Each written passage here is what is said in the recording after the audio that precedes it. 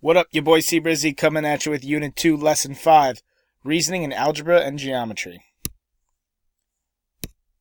Today's essential question is how can you make a conjecture and prove that it is true? And our objective is to connect reasoning in algebra and geometry.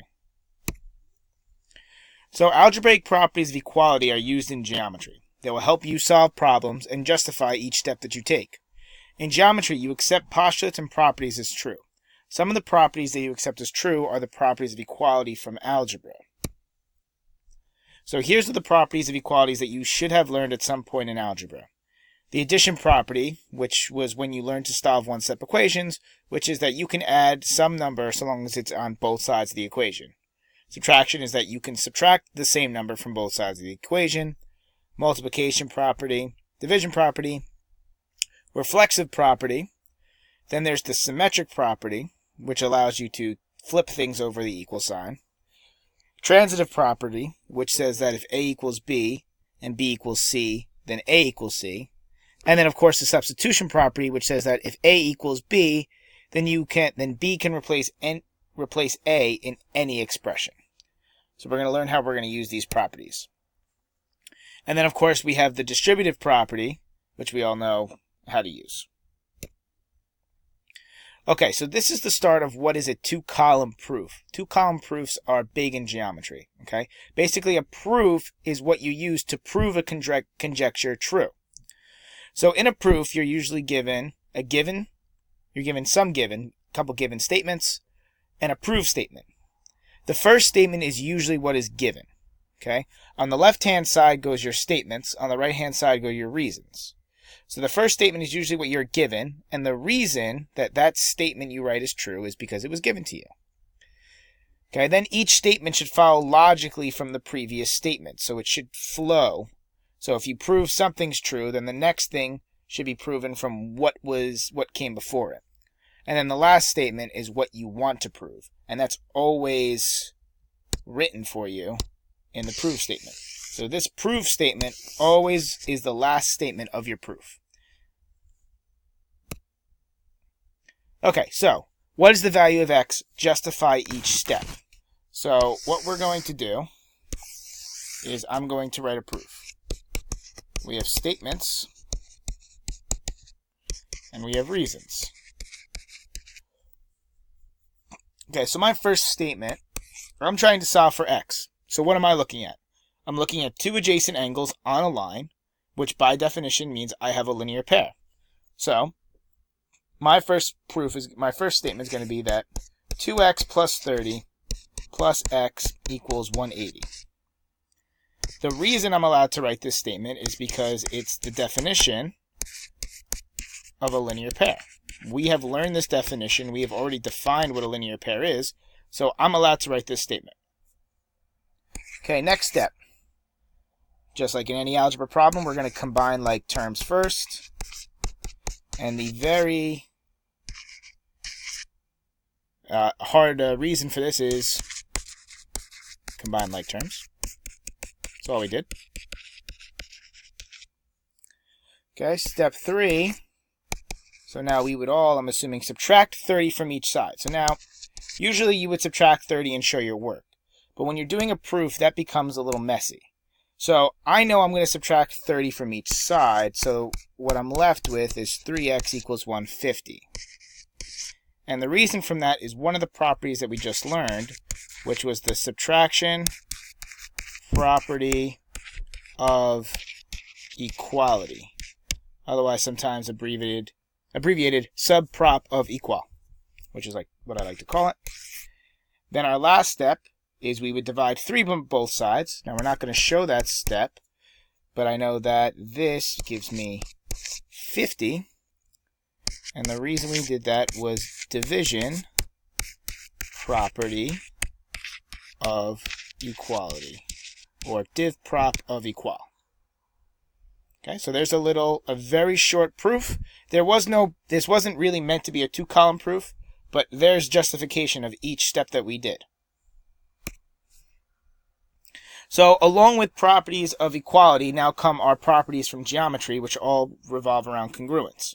So you have reflexive, symmetric, and transitive property, which all are the exact same thing as they are of equality, except now we have it around a congruent symbol. So when you have an equal sign, it's of equality. When you do something around a congruency symbol, it's reflexive property of congruence, or symmetric property of congruence. Okay, so given. Let's practice writing a 2-column proof. So, let's see here. I'm going to have statements, and I have reasons. Okay, very mindless. Statement number 1. What I've been given. The measure of angle 1 equals the measure of angle 3. Why is that true? Because it's given to me. Okay, so now what am I trying to prove here? Before I go on, I want to look at my proof statement to see what I'm trying to get at. So I'm trying to prove that angle AEC is equal to angle DEB. So I'm going to try and prove that my angle in blue and my angle in green are equal to each other. Okay, so the angle in blue consists of angle 1 and angle 2. My green angle consists of 2 and 3. Okay, guess there was an Equifax breach. So I know that somehow they have 2 related, so I need to say something about angle 2. So what I'm going to say, I'm going to start going in black. I'm going to say that the measure of angle 2 is equal to the measure of angle 2. And the reason I'm saying that is because I know I'm going to need it for 2 different statements. And that's reflexive property.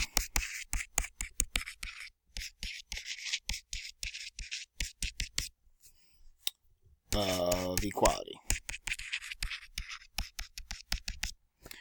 Okay, so 1 and 3 are the same. So somehow I've got to write that if I add 1 and 2 and I add 2 and 3, that this is somehow going to come out to be equal to each other. So let's try this. Let's say that the measure of angle 1 plus the measure of angle 2 equals the measure of angle AEC. So that's the one in blue. And this is also something that we've learned. This is angle addition postulate.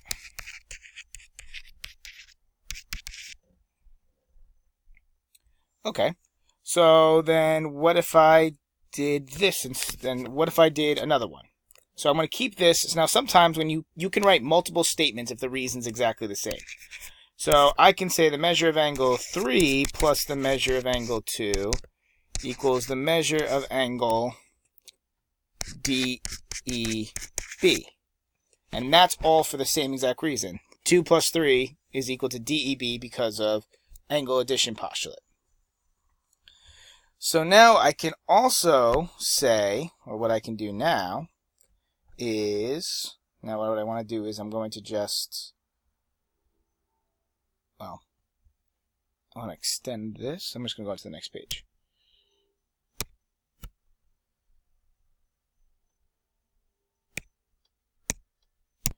Alright, so now what I'm going to do quickly is I'm just going to erase this all. And I'm going to come back. Okay, so now we've said that we've added up those angles. So statement 4, what I can do is say, let's just go back to our other one. So since I know 1 and 3 are the same, what if I did this? What if I substituted these or changed these around? Okay, so that now they're the same. So what I can do now is I can say the measure of angle 3 plus the measure of angle 2 equals the measure of angle AEC. And I can switch around 1 and 3 because in the given statement I said they were equal. So now I'm going to call this substitution property because I can change that. And now, since this statement is exactly the same as this statement, I can now claim that these two things are equal to each other. The measure of angle AEC is equal to the measure of angle DEB. And again, the reason for that is substitution property. I can't spell substitution, but you get it. Substitution prop. Okay? Proofs take lots of practice. I can understand this might have been confusing for a lot of you as you're watching this. We will do lots of practice in class. This is something that is not just learned within one example. Okay, so here's your lesson check. I want you to just quickly pause the video, see if you can solve these out. Did you pause it, or are you just waiting to go on? You're just waiting. All right. So those are your answers to the lesson check.